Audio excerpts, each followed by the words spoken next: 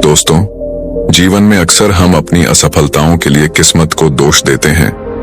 हम सोचते हैं कि हमारे पास पर्याप्त संसाधन नहीं है, हमारी मेहनत बेकार जा रही है और बाकी लोग हमसे बेहतर हैं। लेकिन क्या कभी हमने यह सोचा है कि हमारी असली समस्या हमारी सोच और हमारे कर्म हैं? आज मैं आपको एक ऐसी प्रेरणादायक कहानी सुनाने जा रहा हूं जो न सिर्फ आपकी सोच को बदल देगी, बल्कि आपको यह भी सिखाएगी कि किस्मत के भरोसे बैठने से कुछ नहीं होता। हमारी किस्मत तभी बदलती है जब हम अपने कर्मों में विश्वास रखते हैं। तो चलिए जानते हैं कि कैसे मेहनत और सही दिशा में किए गए कर्म जीवन को बदल सकते हैं। ध्यान से सुनिए, क्योंकि ये कहानी आपकी जिंदगी बदलने की ताकत रखती है। बहुत समय पहले की बात है। एक नगर में महात्मा बुद्ध ठहरे हुए थे। तभी वहां पर एक किसान आया और वह महात्मा बुद्ध से कहता है, हे बुद्ध, मेरी किस्मत बहुत खराब है। मैं जो भी काम करता हूँ वो सब बिगड़ जाता है। मुझे मेरी मेहनत का कोई फल नहीं मिल पाता। मैं एक किसान हूँ, मैं खेती करता हूँ, लेकिन मेरी फसल कभी अच्छी नहीं हो पाती और इसी वजह से मैं बहुत परेशान रहता हूँ। पता नहीं क्यों मेरे साथ ही ऐसा क्यों होता है। इसके उपाय के लिए मैंने कई साधु संतों से बात की, कई ज्ञानियों से उनकी राय ली। उन्होंने जो कुछ भी कहा मैंने वह सब कुछ किया। मैंने सभी तरह के अनुष्ठान, पूजा पाठ और यहाँ तक कि हर प्रकार के कार्य करके देख लिए, लेकिन फिर भी मुझे इसका कोई लाभ ही नहीं मिल रहा। और वहीं पर मेरे अन्य गांव वाले, उन सब की फसल बहुत अच्छी होती है, जबकि वह अपने खेतों में उतनी मेहनत भी नहीं करते, लेकिन फिर भी उनकी फसलें हमेशा ही बहुत अच्छी होती हैं। मैंने सुना है कि आप सभी की समस्या का समाधान करते हैं, इसीलिए मैं आज आपके पास आया हूँ। क्या आप मेरी समस्या का समाधान कर सकते हैं? हे तथागत, क्या आप मेरी किस्मत बदल सकते हैं? उस किसान की वह सारी बातें सुनकर महात्मा बुद्ध मुस्कुराने लगे और उस किसान से कहते हैं, भंते, तुम्हारी किस्मत तो पहले से ही बहुत अच्छी है, सब कुछ तो तुम्हारे पास ही है, फिर भला तुम ऐसा क्यों कहते हो कि तुम्हारी किस्मत अच्छी नहीं है? इस पर वह किसान महात्मा बुद्ध के इस प्रश्न का जवाब देते हुए कहता है, हे तथागत, मेरे पास क्या है? मेरी किस्मत इतनी खराब है कि जिस भी काम में मैं हाथ लगाता हूँ वह सारे कार्य बिगड़ जाते हैं। मैं चाहकर भी अपने खेतों में अच्छी फसल नहीं उगा पाता, जबकि वहीं पर मेरे गांव के अन्य लोग अच्छी फसलें उगा लेते हैं और वे लोग मेरी जितनी मेहनत तक नहीं करते। तो ऐसे में भला मेरी किस्मत कैसे अच्छी है? इस पर महात्मा बुद्ध मुस्कुराते हुए उस किसान से कहते हैं, भंते, तुम्हारे पास एक स्वस्थ शरीर है, तुम्हारे सभी अंग अच्छी तरह से काम करते हैं, तुम्हारा मस्तिष्क भी अच्छी तरह से काम करता है और तुम्हारे पास अच्छी खासी जमीन भी है। भला तुम्हारे पास किस चीज की कमी है? अगर ऐसे देखा जाए तो तुम्हारी किस्मत तो बहुत अच्छी है। इस पर वो किसान महात्मा बुद्ध से कहता है, हे तथागत, मेरी समस्या यह नहीं है। मेरी समस्या तो यह है कि जिन भी कार्यों में मैं हाथ डालता हूं वह कार्य बिगड़ क्यों जाते हैं। रही बात जमीन, अच्छा शरीर, अच्छा मस्तिष्क और अच्छे अंगों की, तो वह तो सभी के पास है। मेरे सभी गांव वालों के पास भी है और उनके पास अच्छी जमीन भी है और तो और उनके पास अच्छी फसल भी है। इसी कारण वे लोग हमेशा सुखी रहते हैं। लेकिन मेरे खेतों में तो अच्छी फसल हो ही नहीं पाती। हर वर्ष मुझे एक भारी नुकसान झेलना पड़ता है। क्या आप मुझे कोई इसका उपाय बता सकते हैं? क्या ऐसा कोई मंत्र, क्या ऐसा कोई तरीका है जिससे मेरी किस्मत एक बार फिर से चमक जाए? इस पर महात्मा बुद्ध उस किसान से कहते हैं, ठीक है, यदि तुम कोई उपाय चाहते हो या कोई मंत्र चाहते हो तो वह मैं तुम्हें अवश्य ही दूंगा, लेकिन उससे पहले मुझे यह बताओ, क्या तुम्हें पता है तुम्हारे खेत में खजाना है? ये सुन वह किसान थोड़ा आश्चर्यचकित हुआ और वह महात्मा बुद्ध से तुरंत ही बोल पड़ा, हे बुद्ध, आप ये क्या कह रहे हैं? मेरे खेत में खजाना है और यह मुझे पता तक नहीं। बताइए वह खजाना कहाँ है, मैं अभी उसे जाकर निकाल लूंगा। बताइए बुद्ध, वो खजाना कहाँ है? इस पर महात्मा बुद्ध उस किसान से कहते हैं, भंते, वह खजाना तुम्हें ऐसे नहीं मिलने वाला। उसके लिए तुम्हें मेरा कार्य करना होगा। मैं तुम्हें जैसा जैसा कहूंगा तुम्हें वैसा ही करना होगा, तब जाके तुम्हें वह खजाना अवश्य मिल पाएगा। उस किसान ने महात्मा बुद्ध की सारी बातें सुनी और उसके बाद वह किसान महात्मा बुद्ध से कहता है, हे तथागत, बताइए मुझे क्या करना होगा। आप जैसा कहेंगे मैं वैसा करने के लिए तैयार हूं, लेकिन मुझे बता दीजिए कि आखिर वह खजाना मेरे खेत में कहां पर है। इस पर महात्मा बुद्ध उस किसान से कहते हैं, भंते, अपने खेतों में जाओ और अपने खेतों की खुदाई करके एक मिट्टी टोकरी भरकर मेरे पास लाओ। वह किसान तुरंत ही महात्मा बुद्ध की बात मान लेता है।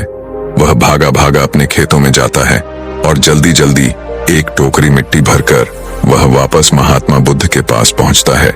उस मिट्टी को देखने के बाद महात्मा बुद्ध उस किसान से कहते हैं, ठीक है, अब मेरी बात ध्यान से सुनो।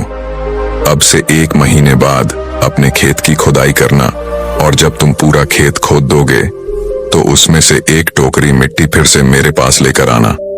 महात्मा बुद्ध के मुख से यह बात सुनकर वह किसान कुछ देर के लिए सोच में पड़ गया। वह यह सोचने लगा, जब खजाना मेरे खेतों में गड़ा हुआ है तो महात्मा बुद्ध मुझे सीधे सीधे बता क्यों नहीं देते कि वह कहां पर है। उसने कुछ देर सोच विचार करने के बाद महात्मा बुद्ध से आखिरकार यह बात पूछ ही ली। वह किसान महात्मा बुद्ध से कहता है, हे तथागत, यदि वह खजाना मेरे खेतों में है तो आप मुझे बता क्यों नहीं देते कि वह कहां पर है। मैं उसे अभी जाकर निकाल लेता हूं। भला मुझे 1 माह का इंतजार क्यों करना है, आखिर इसकी क्या जरूरत है। इस पर महात्मा बुद्ध बड़े शांत स्वर से उस किसान से कहते हैं, भंते, हर कार्य का एक समय होता है और वह कार्य यदि उचित समय पर किया जाए तो वह हमें उचित और शुभ फल देता है। तुम चाहते हो तो मैं तुम्हें खजाना बता देता हूं कि वह खजाना तुम्हारे खेतों में कहां गड़ा हुआ है, लेकिन एक पल के लिए यह भी सोच लो, अगर तुम अभी उस खजाने को पाने की कोशिश करोगे तो हो सकता है कि तुम्हारे हाथ तो कुछ भी ना आए। सोच लो, तुम अभी उस खजाने को पाना चाहते हो या 1 महीने के बाद।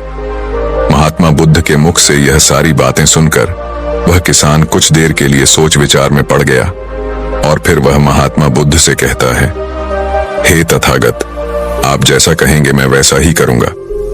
इतना कहकर वह महात्मा बुद्ध को प्रणाम करके वापस घर लौट जाता है। वह जैसे तैसे अपने मन को मार तो लेता है, अपनी इच्छाओं को दबा तो लेता है, किंतु अब भी उसका मन बहुत बेचैन था। वह उस खजाने को जल्द से जल्द पाना चाहता था। रात में उसे खजाने के सपने आया करते थे। वह दिन भर केवल खजाने के बारे में ही सोचता रहता था। जब भी वह खेत जाता तो एक किनारे पर बैठता और उस खजाने के बारे में सोचने लग जाता। दिन भर हर समय उसके मन में केवल खजाना पाने के विचार ही चलते रहते। वह यह सोचता रहता कि जब मुझे खजाना मिल जाएगा तो मैं तो इस नगर का सबसे अमीर आदमी बन जाऊंगा। मेरे पास सारे ऐशो आराम होंगे और मैं अपना जीवन आनंदमय बिताऊंगा। मुझे किसी चीज की कोई कमी नहीं होगी। देखते ही देखते ऐसे ही करीब 1 माह बीत गए और वह अपने खेतों में गया और उसने अपने खेतों में से एक टोकरी मिट्टी खोदी। उस टोकरी में भरकर वह महात्मा बुद्ध के पास पहुंचा और महात्मा बुद्ध से कहता है, हे तथागत, यह लीजिए एक टोकरी मिट्टी जो मैंने अपने खेत से लाई है। अब बताइए वह खजाना कहां पर है। इस पर महात्मा बुद्ध उस किसान से कहते हैं, क्या तुमने अपना सारा खेत खोद दिया। इस पर वो किसान महात्मा बुद्ध से कहता है, नहीं तथागत, आपने कहा था केवल एक टोकरी मिट्टी ही आपको चाहिए, इसलिए मैंने केवल एक टोकरी मिट्टी ही निकाली। भला उसके लिए मुझे पूरा खेत जोतने की क्या जरूरत है। बस आप मुझे यह बता दीजिए कि वह खजाना मेरे खेतों में कहां पर गड़ा हुआ है। मैं जाकर वहीं पर खोदूंगा और वह खजाना निकाल लूंगा। इस पर महात्मा बुद्ध उस किसान से कहते हैं, भंते, वह खजाना पूरा खेत जोतने से ही मिलेगा। यदि तुम अपना खेत नहीं जोतोगे तो वह खजाना कभी नहीं बाहर आने वाला। अब सोच लो तुम्हें क्या करना है। इस पर वह किसान एक बार फिर कुछ देर के लिए सोच विचार में पड़ जाता है और वह यह तय करता है कि वह जाकर अपने खेत को जोतेगा। इसलिए वह महात्मा बुद्ध को प्रणाम करके वापस घर लौट जाता है और अगले ही दिन वह अपना सारा खेत जोतकर एक बार फिर से एक टोकरी मिट्टी भरकर महात्मा बुद्ध के समक्ष पहुंच जाता है। तभी महात्मा बुद्ध उस किसान से कहते हैं, भंते, अभी तुम्हारा खेत ठीक से नहीं जोता गया है। जाकर एक बार फिर कोशिश करो, एक बार फिर अपने खेतों में हल चलाओ। इस पर वह किसान महात्मा बुद्ध से कहता है, हे तथागत, मेरे पास हल नहीं है, बल्कि मैं खुद से ही हल की जगह पर खेत जोतता हूँ। इस पर महात्मा बुद्ध उस किसान से कहते हैं, कोई बात नहीं भंते, एक बार फिर परिश्रम करो और इस परिश्रम का फल तुम्हें अवश्य मिलेगा। वह किसान महात्मा बुद्ध की बात मान लेता है और वह एक बार फिर से अपने खेतों में मेहनत करता है। वह एक बार फिर से हल चलाता है और एक टोकरी मिट्टी लेकर वह महात्मा बुद्ध के समक्ष फिर से उपस्थित हो जाता है। मिट्टी देखकर महात्मा बुद्ध उस किसान से कहते हैं, हाँ अब ठीक है, किंतु अब तुम्हें मेरा दूसरा कार्य करना होगा। इतना कहकर महात्मा बुद्ध उस किसान से कहते हैं, जाओ और अपने खेतों में उन फसलों की बीज डालो जिन फसलों को तुम उगाना चाहते हो। इस पर वह किसान थोड़ा अचरज में महात्मा बुद्ध से कहता है, हे तथागत, आपने तो खजाने की बात की थी, फिर बीच में यह फसल कहां से आ गई? इस पर महात्मा बुद्ध उस किसान से कहते हैं, भंते, अगर तुम्हें खजाना चाहिए तो तुम्हें मिट्टी में बीज तो डालने ही होंगे। इस पर वह किसान महात्मा बुद्ध से कहता है, हे तथागत, आप जैसा कहेंगे मैं वैसा करने के लिए तैयार हूं, किंतु यदि मैं अभी बीज लेने जाऊंगा तो वो मुझे महंगे पड़ेंगे और अभी मेरे पास इतना धन भी नहीं है। यदि मैं कुछ समय बाद उसे लेने जाऊंगा तब वह मुझे सस्ते मिल सकते हैं। इस पर महात्मा बुद्ध उस किसान से कहते हैं, भंते, मैंने तुम्हें कहा था, यदि हम किसी कार्य को सही समय पर करते हैं तो हमें उचित लाभ मिलता है, किंतु अगर वही कार्य उस समय पर नहीं होता तो उसका फल हमें नहीं मिल पाता। इसीलिए आज ही जाओ और अपने खेतों में बीज डालो। वह किसान महात्मा बुद्ध की बात मान लेता है। वो महात्मा बुद्ध को प्रणाम करके बीज लेने निकल जाता है। बीज लाकर वह अपने खेतों में भी डाल देता है और फिर वह महात्मा बुद्ध के पास वापस पहुंचता है और बुद्ध से कहता है, हे तथागत, आपने जैसा कहा था मैंने वैसा ही किया। अब मुझे बताइए कि आखिर मेरे खेतों में वह खजाना कहां पर है ताकि मैं उसे निकाल सकूं। इस पर महात्मा बुद्ध मुस्कुराने लगे और उस किसान से कहते हैं, भंते, अभी तो तुम्हें एक और कार्य करना है, उसके बाद वह खजाना तुम्हें खुद ब खुद दिखेगा। किसान महात्मा बुद्ध से कहता है, हे तथागत, बताइए अब वह कौन सा काम है जो मुझे करना है। इस पर महात्मा बुद्ध किसान से कहते हैं, जो भी बीज तुमने अपने खेतों में डाले हैं, अब से तुम्हें उनकी देखभाल करनी है। उन्हें प्यार से सींचना है और देखना उन्हें कोई तकलीफ ना हो, वह स्वस्थ रहे, उन्हें कोई बीमारी या कीड़ा ना लगे। यदि ऐसा हुआ तो तुम्हें वह खजाना नहीं मिल पाएगा।